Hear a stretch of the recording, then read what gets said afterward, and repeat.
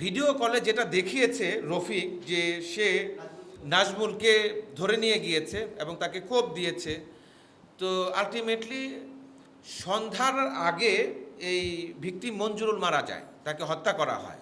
আর সন্ধ্যার পরে রাত্রি আনুমানিক 8:30টার সময় আমরা প্রথম জানতে পারি যে নাজমুলের লাশ পাওয়া গিয়েছে, তার গুলিবিদ্ধ লাশ এবং তাকে কুপিয়ে হত্যা করার লাশ। তো আমরা যেটা মনে করছি যে হয়তোবা মঞ্জুরুলকেই আগে হত্যা করা হয়েছে আর নাজমুলকে পরবর্তীতে হত্যা করে সেখানে তার লাশটা ফেলে গিয়েছে। বা বেশ কয়েকটা ঘটনায় সাইফির নাম এখানে আসছে।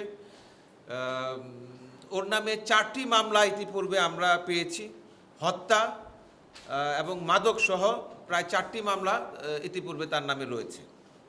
সাইফির তথ্য অনুযায়ী মঞ্জুরুল সে রফিক গ্রুপের সদস্য বলে সে উল্লেখ করছে, এবং রফিক গ্রুপ যে কিনা এই পূর্বের যে রোহান পলাশ গ্রুপ ছিল, এই রোহান পলাশ গ্রুপের একটা অংশ বা মতাদর্শী বলে তারা বলছে। তাদের প্রতিপক্ষ, বি কোম্পানির প্রতিপক্ষ রোহান পলাশ গ্রুপ, এই গ্রুপের সদস্য এই মঞ্জুরুল।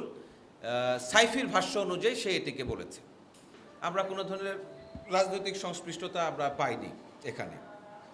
আর এই হত্যাকাণ্ডের কারণ সম্পর্কে যেটি আপনি বলেছেন যে এটা এই যে দুইটা গ্রুপ, এই দুই গ্রুপ আসলে কি, এখানে মাদক, এই মাদকের টাকা ভাগাভাগি বা কে কোন এলাকায় মাদক বিক্রি করবে, এই যে তাদের আধিপত্য বিস্তার বা আন্তঃকন্দল, এই আন্তঃকন্দল থেকেই মাদকের টাকা ভাগাভাগি নিয়ে এবং কে কোন এলাকায় মাদক বিক্রি করবে এই যে দায়িত্বের বন্টন নিয়েই তাদের মধ্যে রেশারেশির মাধ্যমে এই দুই গ্রুপের মধ্যে থেকে এই মার্ডারটা সংঘটিত, দুইটি মার্ডার সংঘটিত হয়েছে। সে নিজে কোপ দিয়েছে এবং সরাসরি সে নেতৃত্ব দিয়ে সে এলাকায় গিয়েছে, তার সাথে তার সাঙ্গপাঙ্গ নিয়ে সম্পূর্ণটা সে আমাদের কাছে স্বীকার করেছে।